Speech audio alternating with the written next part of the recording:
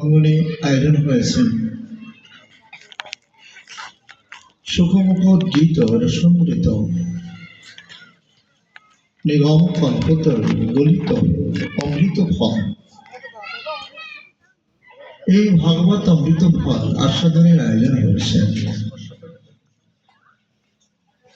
তবে মাঝিস নিকৃষ্ট নরধনের পক্ষে জয় জয় নিতাই গৌর প্রেমানন্দ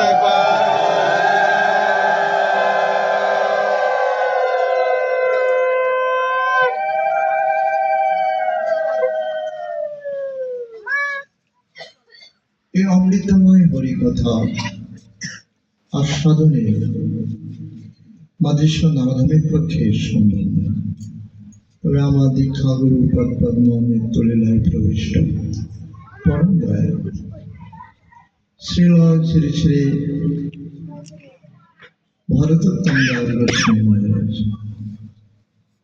মাঝিস নরধমের শিক্ষাগুরু পদ্ম শ্রীধাম বৃন্দাবন কেশিঘটিষ্ঠ নিত্যলীলায় প্রবিষ্ট পরম দয়াল বৈষ্ণব সেবার মূর্তিমন্ত বিগ্রহ শ্রীল শ্রী শ্রী 108 মহন্ত মুরারি মহোদয়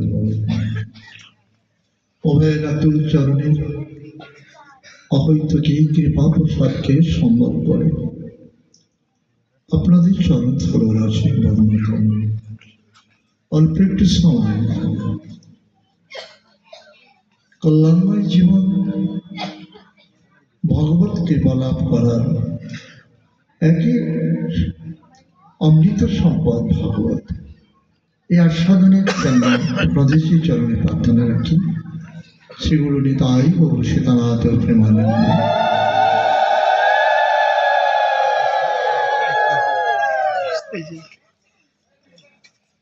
একটু আগে বাবা অনেক কথা আস্বাদন দিয়েছেন আমার মহাপ্রভুর। আমিও নির্মল চরিত্রামৃত মাধুর্য। একটি কথা আমাদের মনে করতে হবে, এই পৃথিবীতে কত রকম জীব আছে না কেন,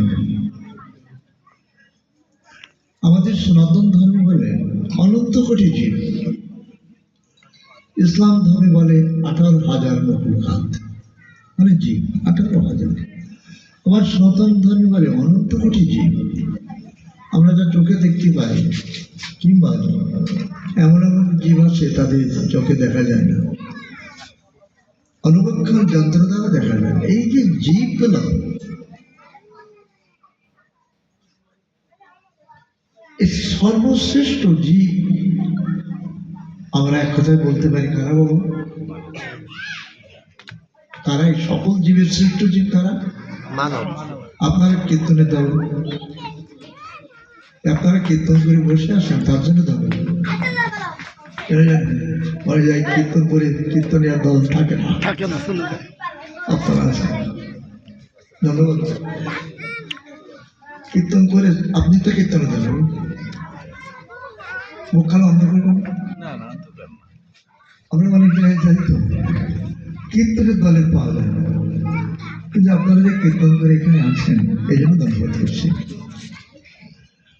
শুধু কীর্তন না, শ্রবণ এবং কীর্তন, নববিধা ভক্তি, আত্মনিবেদন। এই যে যতগুলো জীব আছে সকল জীবের শ্রেষ্ঠ জীব আমরা মানুষ। এই যে মানুষ জীবনে দুটি কর্তব্য, শিয়াল কুকুর পশু পাখির না, মানব জীবনে কয়টি কর্তব্য বাবা? কয়টি? ও আপনারা শুনতে পেরেছেন, আরেকবার বলি। 2টি কর্তব্য। কয়টি কর্তব্য? জোরে বললে অসুবিধা না। মানব জীবনে দুটি কর্তব্য। একটি কর্তব্য, দুটি কর্তব্য, একটি হচ্ছে কর্তব্য আর একটি হচ্ছে অবশ্য কর্তব্য। তা কর্তব্যটা হচ্ছে, ছোট কথা শুনি, কর্তব্যটা হচ্ছে সংসার ধর্ম পালন করা। আর সংসার করা ধর্ম না, সংসার ধর্মটাই আমাদের পালন করা। যে কথা বাবা বলেছেন, এটা সংসার ধর্ম। কিন্তু সংসারটা করতে গিয়ে যদি অধর্ম হয় তাকে বলা হয় অধার্মিক। আর এই সংসারটা যদি ধর্মপূর্ণ করে তাকে কি বলা হয়? ধার্মিক। অধার্মিক কিরকম? সংসারে যারা আছে তাদের প্রত্যেকের মুখে তোমার ব্যবহারে হাসি ফোটাতে হবে, এবং প্রতিবেশী যারা তাদেরও তোমার ব্যবহারে তারাও শান্তি পাবে। রবীন্দ্রনাথ বলেছেন, এমন জীবন তুমি করিবে গঠন, মরণে হাসিবে তুমি, কাঁদিবে পরিচিত। এটাই হল সংসার ধর্ম। আবার অবশ্য কর্তব্য, তুমি যেখান থেকে এসেছ তোমাকে সেখানেই ফিরে যাও। কথাকে বুঝলাম? অবশ্য কর্তব্য, তুমি যেখান থেকে এসেছ তোমার সেখানেই ফিরে যাও। আর এই যে সংসার ধর্ম, যে ধর্ম পালন করছি আমরা। আজকে বাড়ি ভাগবত হচ্ছেন, আমার বাবা যে খুলনা থেকে আসছেন, দূর থেকে শুনে আমি ধন্যবাদ করি। এই ওই পাশের বাড়িতে বলছি অরুণ এলাকায় ভাগবত আছে, সব শুনে আসি। খুলনা থেকে পাঠক ঠাকুর আসছেন, ওই বাড়ি যাবো আমি এ জন্মে? কেন? সেদিন আমাকে বকা দিয়েছে, নিন্দাবন্ধ করেছে, ওর বাড়ি যাবো না, মুখও দেখবো না। কিন্তু ওই পাশের বাড়ির একটা কুকুর এই বাড়িতে এসে কামড়া কামড়ি করছিল, এই বাড়ির কুকুরটারে কামড়া দিয়েছিল। তোমার বাড়ি যখন ভোজ হবে, এখানে যখন মহাসভায় ভোজ হবে, নিমন্ত্রণ করে আনতে হবে। তোমরা কীর্তনে বলো, ওই কুকুরটাকে নিমন্ত্রণ করে আনতে হবে, হাত ধরে আনতে হবে না। কুকুরটা যখন দেখবে কালকে আমাকে কামড়ে দিল, সেখানে সাধু আসছেন, হরিনাম হচ্ছে, প্রসাদের ব্যবস্থা হয়েছে, আমি কুকুর হয়েও যদি যেতে পারি।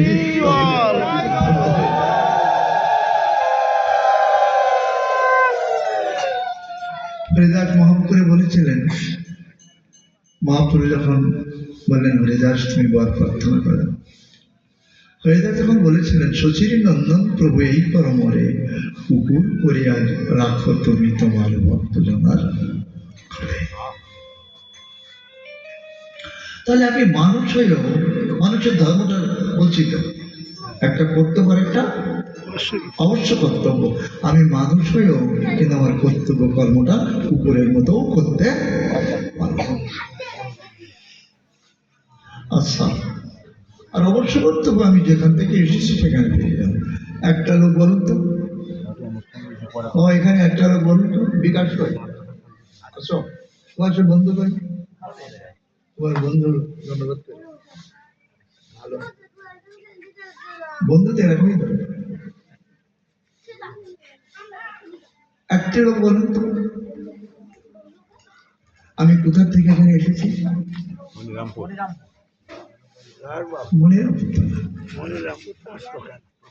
আমরা কোথা থেকে এসেছি কেউ বলতে পারেন? আমরা কত প্রশ্ন করি। আপনার সংসার থেকে ওই সংসার পর্যন্ত চেয়ার টেবিল নিয়ে মারামারি হয়, কিন্তু এমন প্রশ্ন করি না আমি কোথা থেকে পৃথিবীতে এসেছি। আবার এমন প্রশ্ন করি না আমার কত বয়স হয়েছে, 70, এখনো কি শোনা হয়েছে যে আমি কোথা থেকে এসেছি, কোথায় যাব? এই প্রশ্ন আমাদের কারো জাগে না, এই চিন্তা আমাদের কারো নাই। তাহলে জানি না যখন কোথায় যাব, কোথা থেকে এসেছি, তাহলে যেদিন আমার চলে যেতে হবে, ছুটির ঘন্টা যেদিন করবে, এই দেহ ত্যাগ করে চলে যাব, এই ঘর কান এখানে পড়ে থাকবে না, এটা সঙ্গে যাবে? কথা বলবেন না, পড়ে থাকবে। যেমন আমি ওই ঘর থেকে যখন বেরিয়ে কোথায় যাই, পথে যে হাফ কিলো রাস্তা যে মনে হলো, তাতে আমি পকেট খরচ নিয়ে আসিনি তো, রাস্তায় যাবো, ঢাকায় যাবো, টাকা পয়সা কিছু নিয়ে তো আবার ফিরে এসে ঘরে ঢোকা যাবে। কিন্তু এই ঘর থেকে যদি বেরিয়ে যায়, আর কিন্তু কতক্ষণে এই ঘরে আর ঢোকা হবে না। তাহলে এখান থেকে ওই ঘরের থেকে বেরিয়ে যদি পথে মনে পড়ে পথের খরচ আনি নাই, তাহলে এই ঘরের থেকে যদি বেরিয়ে যদি মনে বলে আমি পথের খরচ জানি নাই, কোথায় যাবো সে ঠিকানাটাও জানিয়াছি নাই, তাহলে কোথায় যাব? আমার ঠিকানা নেই, ঠিকানা নেই, রাস্তা কোথায় যাব? তোমার গন্তব্যস্থলে যাওয়া হবে না, আর গন্তব্যস্থলে যে অর্থ তুমি সেটা আনো নাই, তোমাকে ওই পথে পথে ঘুরতে হবে। ওখানে মৃত্যু, এখানেই জন্ম। এই জন্ম যাবৎ জন্মম তাবৎ মরণম, এই জন্মচক্রে ঘুরবে, আবার মৃত্যু হবে, আবার জন্ম হবে। তাই মৃত্যুর পরে যে আবার জন্ম হবে, এরকম মানব দেহটা লাভ করা সম্ভব না। যাবে না। এই দেহ হবে না, পশু পাখি দেহ, কৃমি কীটের দেহ, এরকম লাভ করতে করতেই হবে আমার জীবন। অল্প কথা আবার বলবো, এই জন্য ভাগবত আমাদের দুয়ারে আছে। তুমি কোথা থেকে এসেছ আর তুমি কোথায় যাবে, আমি তোমাদের জানানোর জন্য এসেছি। তোমার যাওয়ার একমাত্র ঠিকানা অনাদির আদি গোবিন্দ, তিনি আমার পিতা, তিনি আমার পিতা, আমি তার পুত্র। তিনি আমার পিতা ছিলেন, আমার পিতা এখনো আছেন, এবং আমার পিতা ভবিষ্যতেও তিনি। এই জন্য গীতায় বলেছেন যে তোমার ঠিকানার কথা শোনো, কোথায় তোমার যেতে হবে। এই কন্ত শোনো, অন্তকালই চল, মরণের সময়ও যদি কেউ, অন্ত মানে মরণের সময় যদি কেউ একবার কৃষ্ণ কৃষ্ণ বলে দেহত্যাগ করতে পারে, আমার নামই তাকে আমার ধামে নিয়ে আসে। আমার ধাম মানে সেই গোলক বৃন্দাবনে, আমার নামই তাকে আমার ধামে নিয়ে যাবে। এই মোহমায়ার বন্ধন মুক্ত করে হরিনামই আমাকে সঙ্গে করে